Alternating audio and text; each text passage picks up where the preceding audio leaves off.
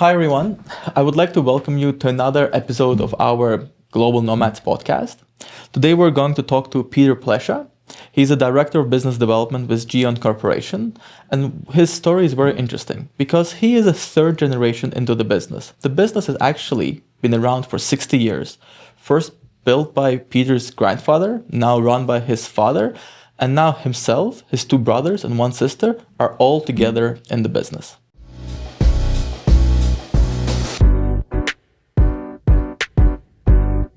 So, Peter, welcome. Thank you for having me.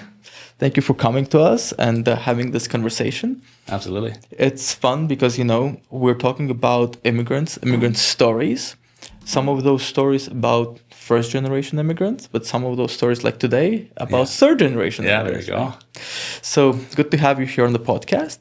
And let's maybe start with a little bit of the background with your grandfather's story. Yeah, absolutely. And the background will have to go back a little bit. And I think just to give a sense of, where my grandfather came from, how he came to Canada even, and then how we started up GN. So, I think firstly, even just to give the respect and credit he's due, my grandpa was from Croatia. He was there in the time of the war. So, there was...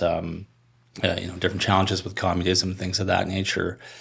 And basically, he grew up with pretty tough times. He dealt with poverty, so having to steal even to eat dinner, stealing for his family.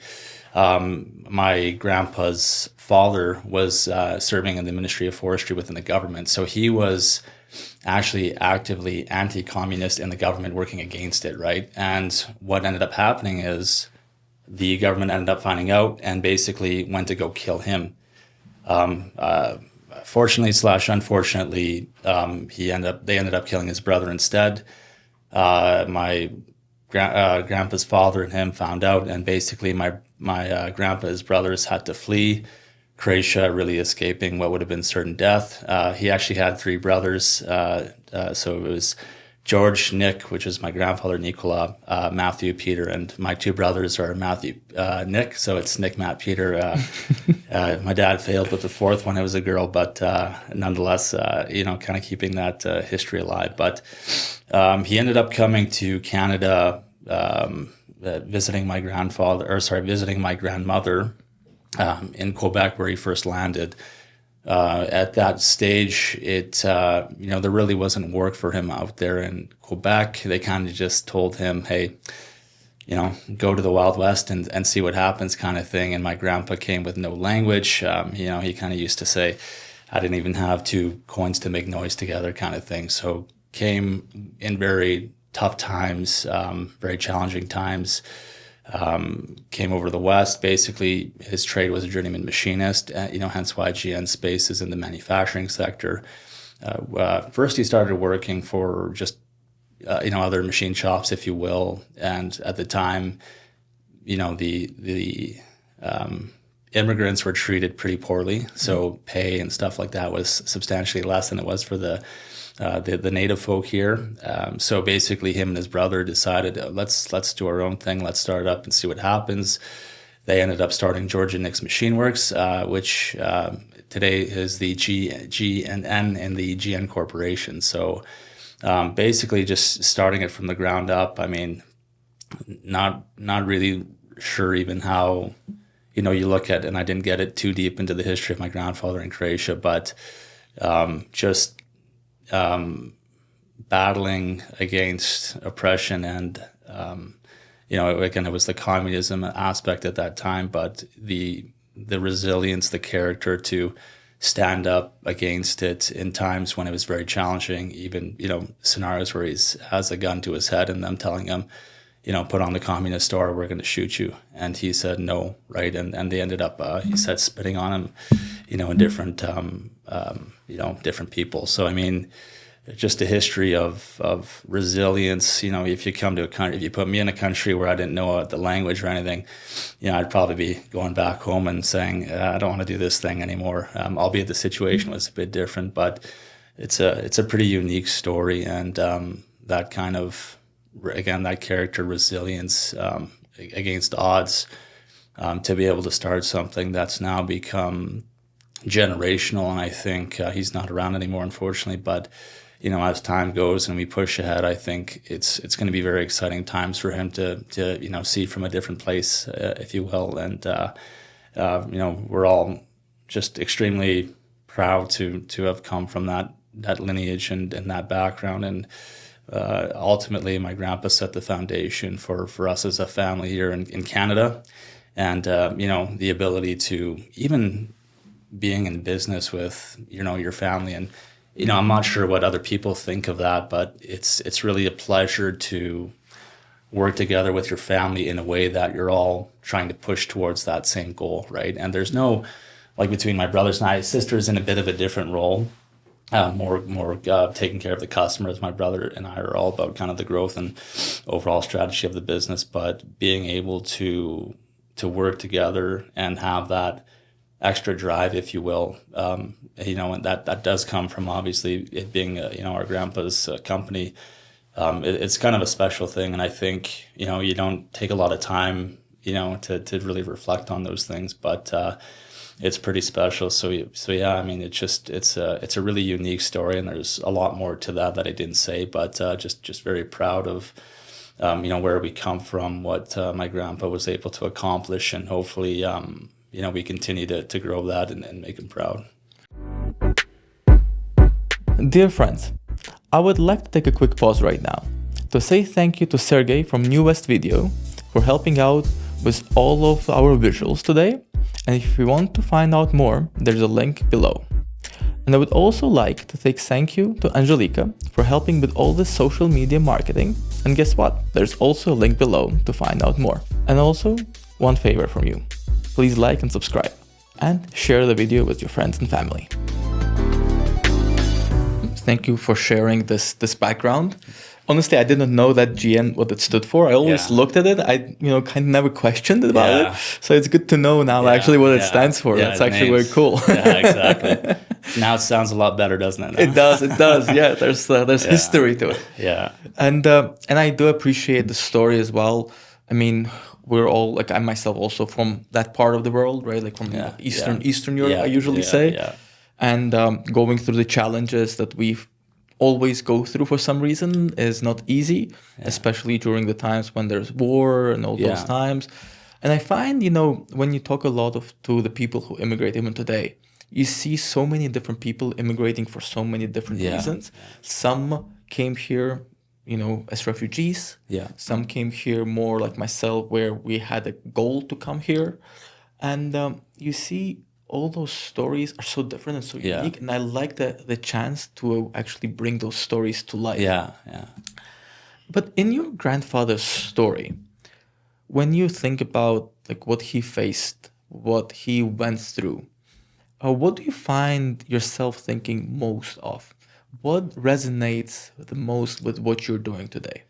I think it's, and you can kind of see this playing out a bit in some different, aspects of just life. And it's the ability, kind of again, against all odds, you're really not coming from a known place and overcoming them. And I even look at, to throw a little sports in the mix here, but the Croatian national soccer team, right? You have this nation, I don't even know what it is today, 4 million-ish, whatever the case is, and you see them competing at the highest level, at the highest stage against the superpowers, France and, Italy, Brazil, et cetera, right? And they're able to overcome, right? And they're able to be something in a place where they should be nothing, theoretically, right? And I think that, and I don't know if that's a Croatian story. It's certainly my grandfather's story of being able to push against all odds, to come,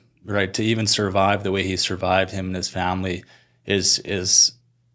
was highly unlikely, like highly unlikely. And to come to a place again where you have nothing, you don't have the culture, you don't have the language, you don't have money, and to overcome that, I think is something special. So even you talk about GN, and a big thing of what my brothers and I have really been doing is helping my dad and the company really push the pace globally into new markets, and that will include expansion efforts coming up here. But the first thing people go is like, this company's doing this in Airdrie, Alberta. Like, what the hell, right? This is oil and gas or only, right, kind of thing. And you start to tell them the different clientele we deal with, and and then what they, we bring them to the facility, show them around, and they go, what the hell? What is this thing doing here, right? And it's kind of, that's again that kind of story repeating itself of just against, the norm, the odds, if you will, that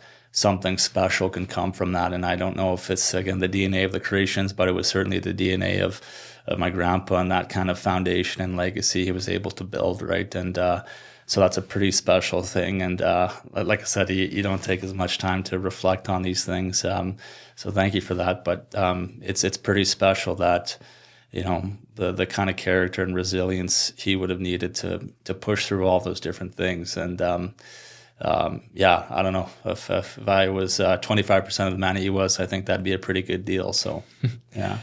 Well, hopefully you'll never have like a need to find that out, like in the sense that you'll never face those same circumstances, and then get yourself to be tested if you're the same kind of material. And that's what kind of, I think we have to be grateful for being here in Canada, where it's a bit more calmer, and we're fortunate.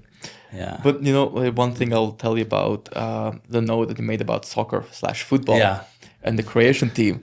Soccer for the Canadians, football for the rest, for everyone else, But one thing I will note, we have a big back home, like we enjoy football quite a bit as well. Yeah. And growing up, I used to own a couple of different shirts, like football jerseys. And one of them was a Croatian team as well, because I really enjoyed, at that time it was Sugar. Yeah. And still, even these days, when we were looking and how they were playing and really rooting for Modric, for example. Absolutely. Yeah, so definitely with you on that.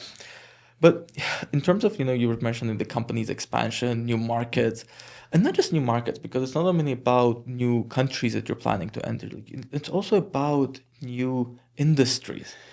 And I feel like it's a similar journey to an immigrant's journey, because you're going into something new. Yeah. You don't really understand how that particular market works, because agriculture and the culture and doing business in agriculture is different than in oil and gas, and different in airspace and different than something else, right? Yeah. And how do you find that with what you're doing today, the immigrant story of your grandfather helps the company?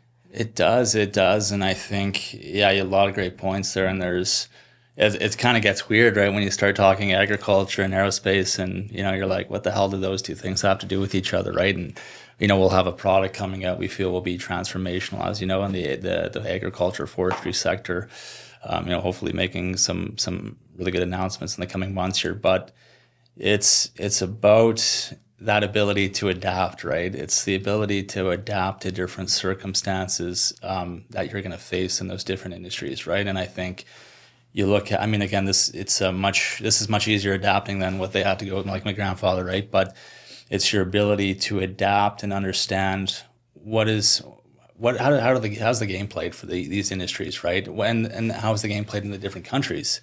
Because different countries don't operate the same way Canada does or the US does, right? So really, and that's, I think, something you realize when you come from a cultural background is, things like hand gestures, right? If I'm pointing at you, you're, someone from Eastern Europe is probably not going to like that too much, right? In another culture, it may be okay, but it's all those subtleties you pick up, and, even just my last name, right? And we talked about that a bit before the podcast here, but there's a little V over the S that gives it the distinct sh sound. And so it's not Pleša, it's Pleša, right? And even just knowing those different things, and you grow up that way, right? So it's like, we understand fully, like when I see a last name that's not, obviously like Smith or something, right? Yeah. You kind of see, okay, how do you pronounce this properly? Because, you don't like your name getting pronounced wrong. So you kind of, you're very aware of those different nuances. And, that's kind of, I think, what brought, and even, I think one of them, like things I really, really liked, and this was actually, I don't think my grandpa had involvement, but I think my dad, but, naturally, if you were talking to my dad, he'd tell you his hero and his kind of foundation of who he was really driven by my grandpa. And it's a really kind of nice gesture my dad did for my grandpa on his tombstone. There's a Croatian gerb That's the foundation, and on top of it is the Canadian flag, right? And I think so there's something really beautiful there that, and my dad always made sure I was aware of this, and brothers and sister, but that foundation of being, a Croatian was everything. But he also had such a love and appreciation for the country that took him in, and allowed him to build something special that would last now generations. So it's all of those things that I think are ingrained in you in a way you don't really understand until you start to get out there and you see, okay, again, like, how do I adapt to this new environment? And because you're so aware of all those underlying things, I won't say anything's easy, because it's not, but it becomes a lot easier to be able to say, okay, I'm in, Brazil now. Okay, what's the difference, right? We were having lunch with some Brazilians, and they go, in Brazil, we'll never do a working lunch like this. We'll always go out and relax for like an hour or whatever. We don't really care, right? And we go here, well,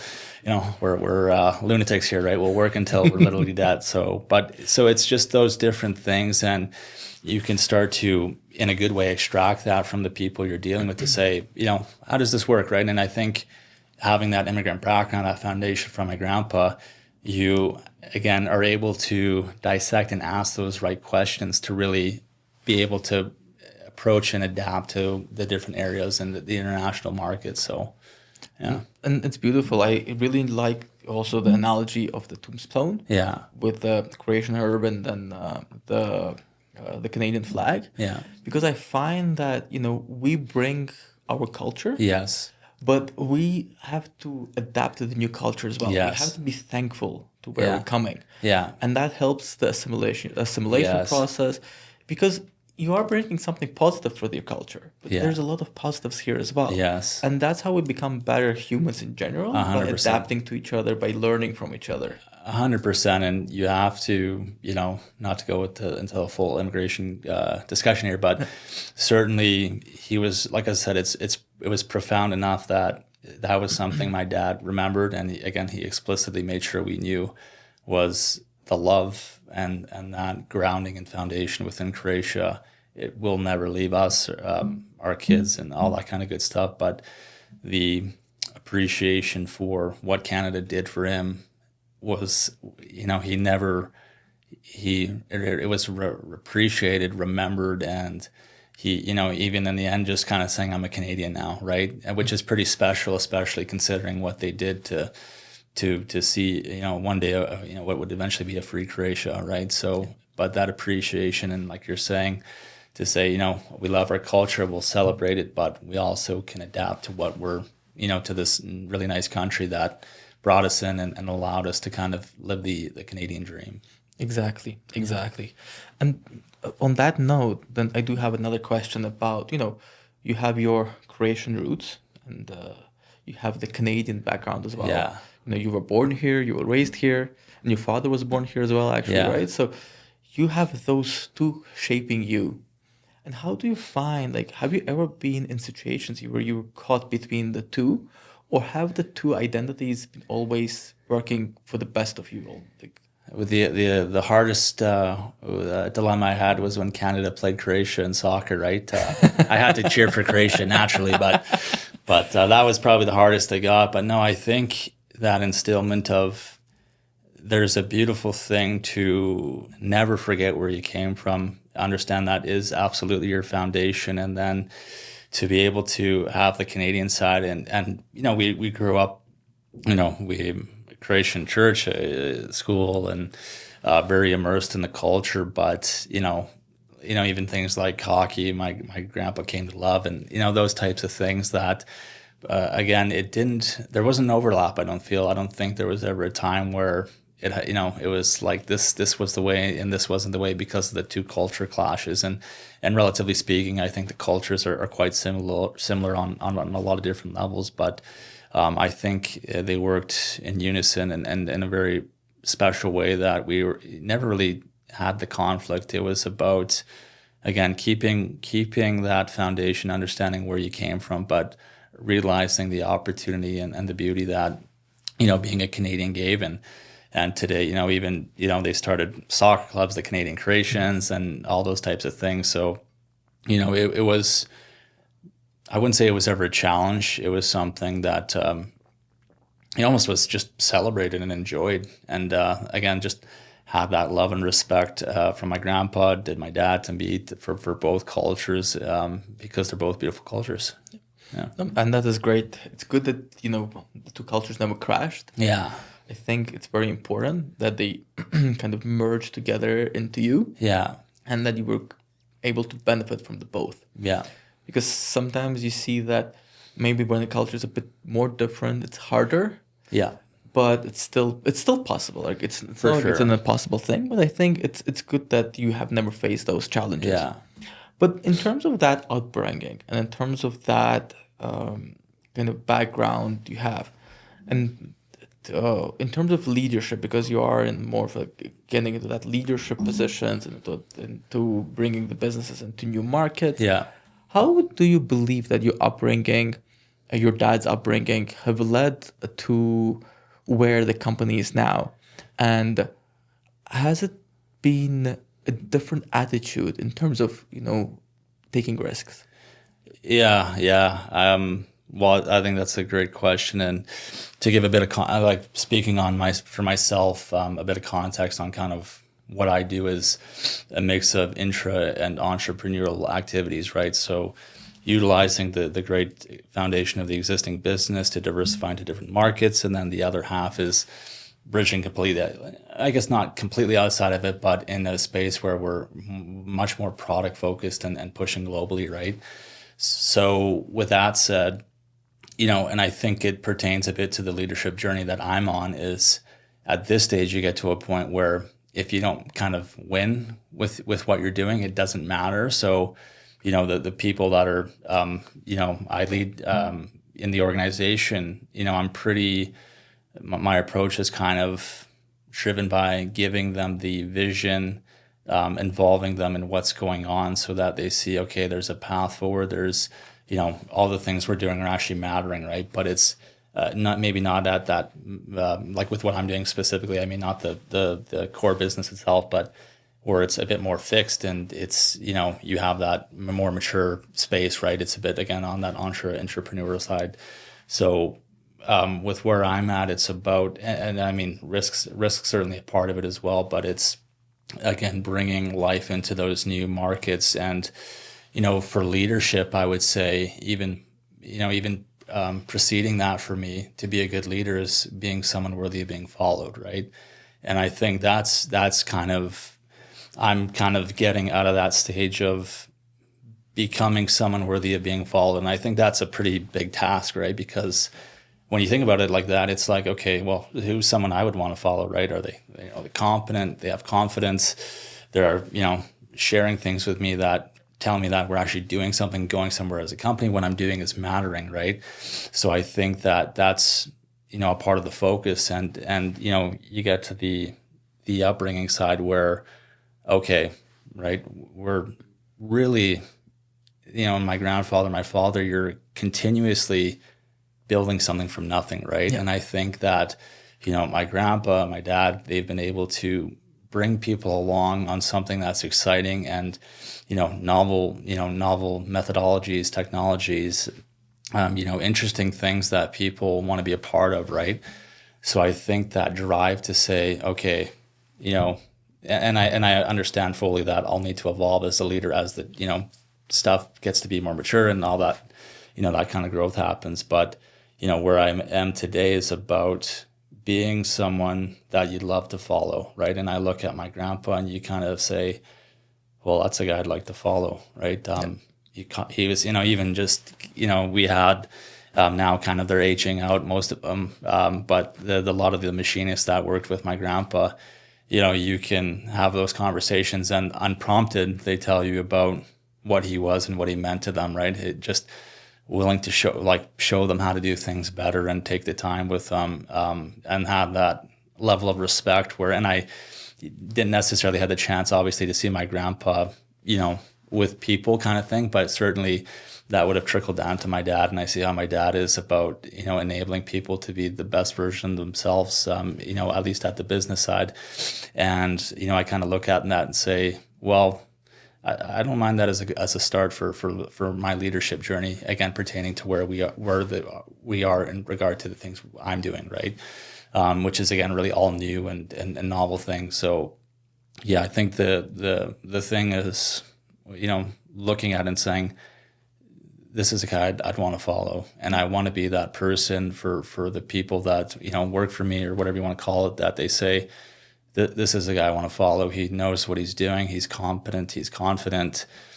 He's driving us into a better future, and I can be kind of safe and taken care of, if you will, in this space. So I think, yeah, again, as time goes, it'll need to evolve a bit more and things of that nature, but that's kind of the excerpt of where I am, and definitely the things I take from my grandpa and obviously my dad, definitely because he's that embodiment of what my grandpa was, and was able to do obviously a lot himself. So just being able to learn from them as well, my dad and seeing what he was able to accomplish and how he does things. So those all factor into kind of where I'm at in my journey, and then, understanding how I need to progress and get better myself, right? And on that note, because we're talking about leadership, you talk about progression. Yeah. And, when some of the listeners, they may have a question and say, okay, I want to become a leader. Yeah. I want to lead companies. I want to inspire people. What would you suggest where they should start? Should they start by looking into themselves? And it doesn't have to be in terms of, they don't have to be an immigrant or anything. Like, just living here, they want to go into that more of a leadership role, but they don't know how to bring themselves. And you're going through the journey right now. Yeah. Where would you start? What advice would you give them? I think, and I would say this for a lot of things, but I think the journey it starts with you, right? And I think, in my studies, one of the courses I took was leadership, but yeah, I really like the way the professor said it, in that leadership is a journey, right? It's not a destination. And I think, again, it's, why, right? And again, because I think just put yourself in the shoes of whoever your manager is today, or leader, whatever you want to call it. Is this a person you want to follow? If yes, awesome. If not, what would you want them to be? What kind of person inspires you that you'd want to lead them, right? And I think, you start to look at it internally when you go, well, I've put a lot of time and emphasis to, let's call it, upgrade myself, if you will, but to, again, and this is a journey still, obviously, but be someone worthy of being followed, right? And then it's like, when you look at it that way, it's like, well, it's a pretty decent task to figure it and sort out, right? And it's like, am I effectively communicating with people? And that's got a lot of life forms, via written, verbal discussions. Am I sharing the journey with them well enough? Because if I'm in their shoes and I'm investing my years in this company, well, I kind of want to know what we got going on here, right? Because if a vision's good, but then you see tangible steps, and then you go, oh, okay, awesome, we're actually going somewhere, right? Yes, so I think when you start internally, you start to pick at, okay, and then again, you look around, you see other leaders, and you go, okay, well, I'd like to tweak that a little bit, and you can start to basically develop this leader, personality and traits, and then you have to continuously work on them, right? And say, because I do firmly believe it's a process, and you have to continuously evaluate yourself, and then again, be that leader that other people need. And that's, now we go back to adaptability. Yeah. Different people have different personalities. So that same, maybe, TLC, that love and care you need for person A, person B may not need that. Like, if you're like someone like me, you're kind of like, give me my space, and give me, what's the left and right limits, and then I'm going to go, right? But I don't need your... Just for some of the listeners that may not know, what does TLC stand for? Oh, like love and care, whatever the TLC. I forget what, even tenderness is the first one, maybe? I think it was tenderness, yeah. Okay, there you go. So immigrants, right? Yeah. Well, there's so many acronyms, to be honest, in this world, right? Like, knowing all of them. Trust me, you get in the aerospace defense side, you'll have more acronyms than you can handle. But and then it goes to adaptability again, which is that again, immigrant foundation of different people have different needs, right? And you can't, like everything else, it's not a one size fit all scenario, right? So it's just understanding the journey and starting with yourself and saying, how do I again become that person that someone would want to follow? And from your perspective, like outside the family in general, Yes. like from let's say some historic figures, some current people who are alive but are prominent, Yeah. well known. Yeah. Who, as a leader, inspires you? That's a good question. Well, I'd say first and foremost is definitely my dad. I think it's a very interesting thing to watch him and again analyze him and again as you go through your business journey, right? And we're still relatively young in the business journey, so you start to pick at different things and say, okay, what is he doing that I need to do better, right? Or what, and then you start to analyze it, look a bit more, ask a bit more questions. So I'd say definitely, he's someone I look up to and continue to look up to, and I think I in addition to my dad, I think I look at a lot of other, like even I like sports too. And I like looking at different people and how they interact, so you look at soccer and I look at, you kind of look at the best players to see how are they interacting, like a Ronaldo, right? And he's, an extraordinarily player.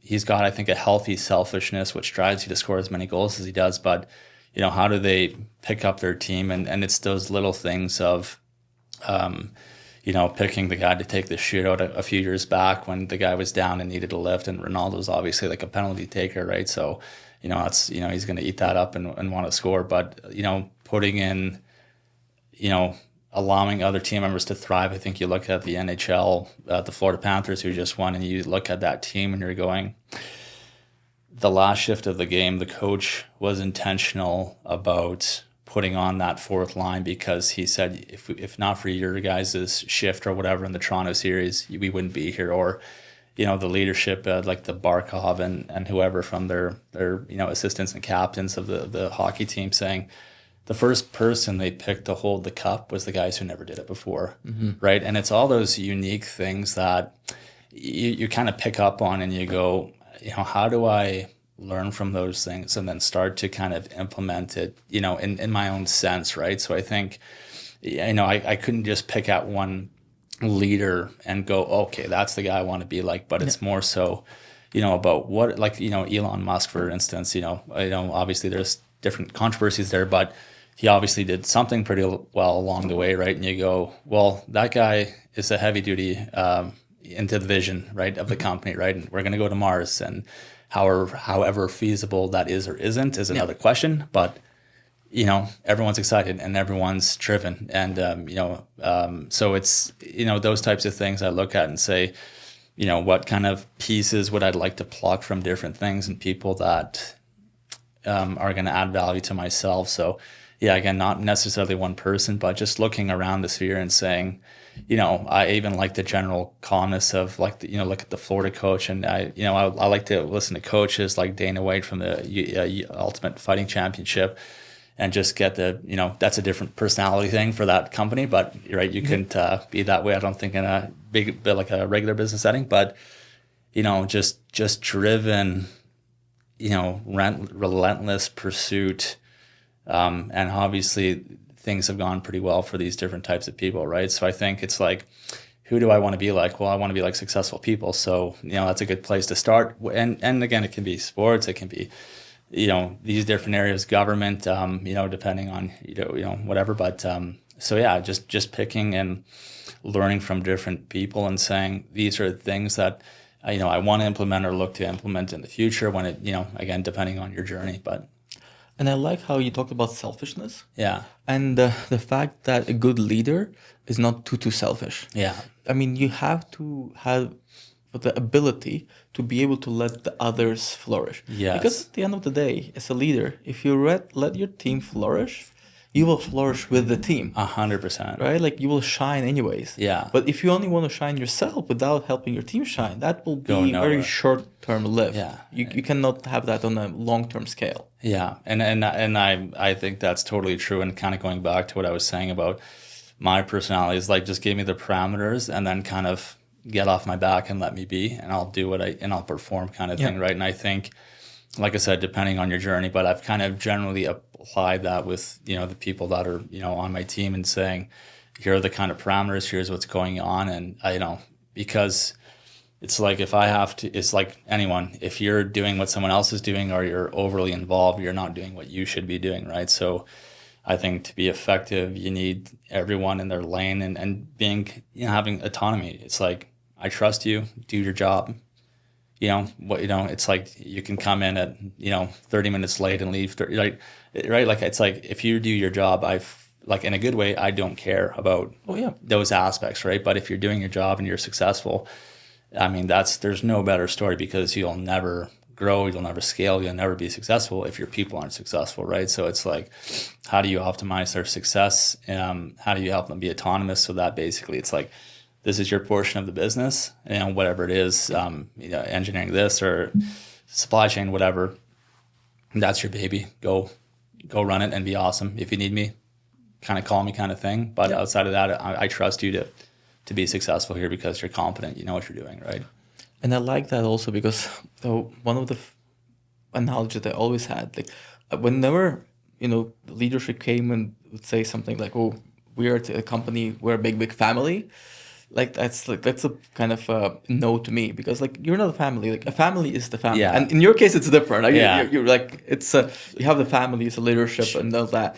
But when you're in a team and everyone calls you like, oh, we're part of one family, well, it's not exactly true, because you're all not like the same family. But what I find is a good analogy is being like a good, strong, functioning sports team, and soccer is a great example of that, because you start from the defense, one gives the pass to the other, the second gives the pass to the third, and slowly you go and get that goal.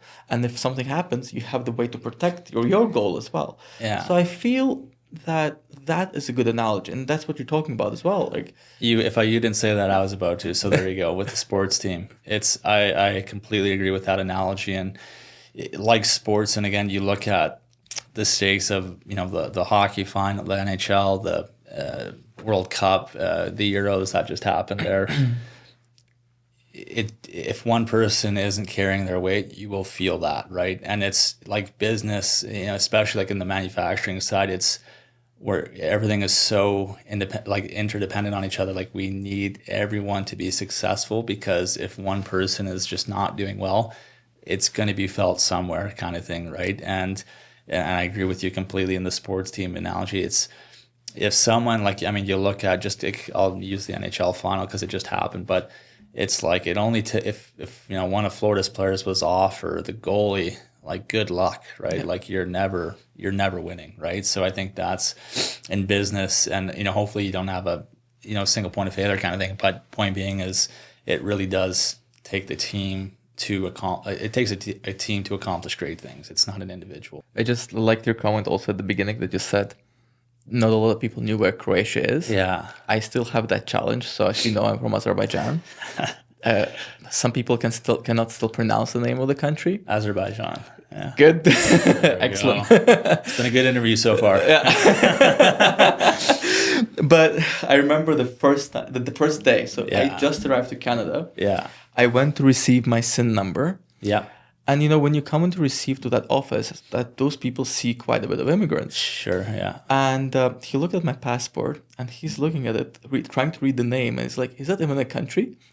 And I did not know how to react to that. Like, do I get offended? Is it a joke? Is he being serious? Like, what should I do? The guy taking it's probably an immigrant. That's the problem. Yeah, exactly. Yeah. But it was a weird experience. Yeah. Well, by the time I was able to collect my thoughts, he already gave me my SIN number, so I just left. But just get out of here. Yeah, whatever.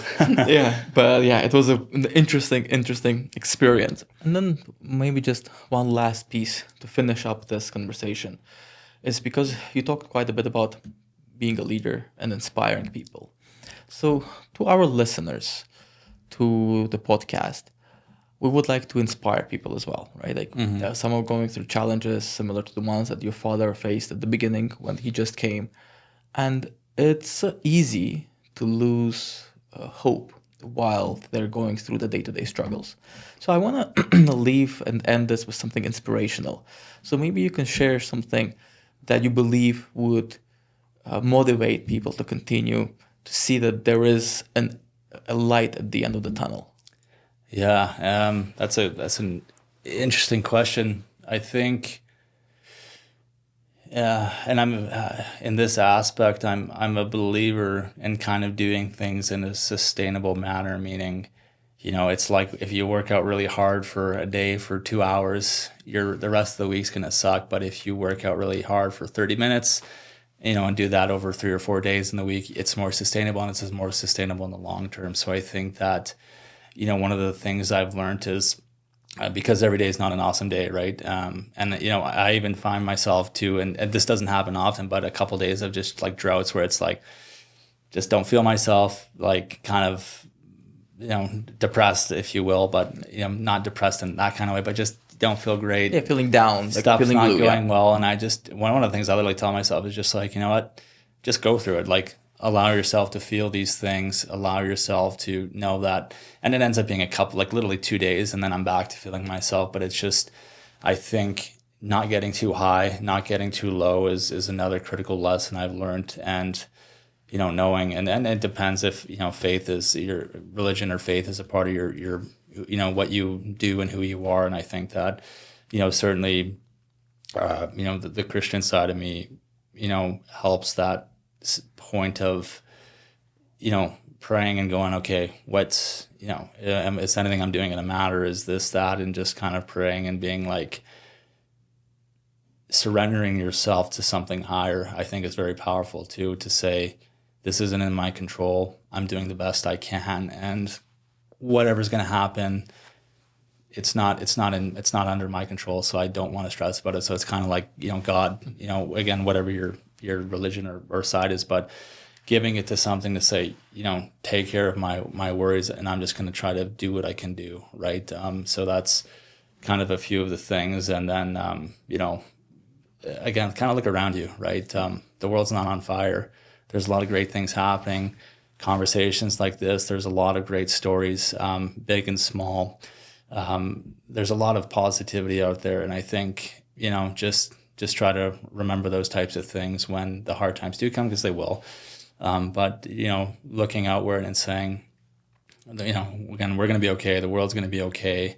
We'll find a way through. I'm good. People are good. And then again, if you can mix in some of that spiritual aspect, again, whatever your background is for that, but that all for me has really helped and guided me along the journey, because naturally you're going to fall on some not so good times. So fair. So to sum it up, take one step at a time. Yeah. Acknowledge that you're human, and don't take a bigger burden than you necessarily need to take upon yourself. Yeah, exactly. And doing things in a sustainable manner. And that, again, if I go too crazy one day, I can't, that's not going to happen the next 6 days of the week kind of thing. So just keep it healthy, relax, look around you. It's a beautiful world, get some fresh air, and, kind of dust it off and get back at it. Perfect. Well, Peter, thank you so much for this conversation. It's a huge pleasure to have you on this podcast. I think, your story, your family's story is very inspiring.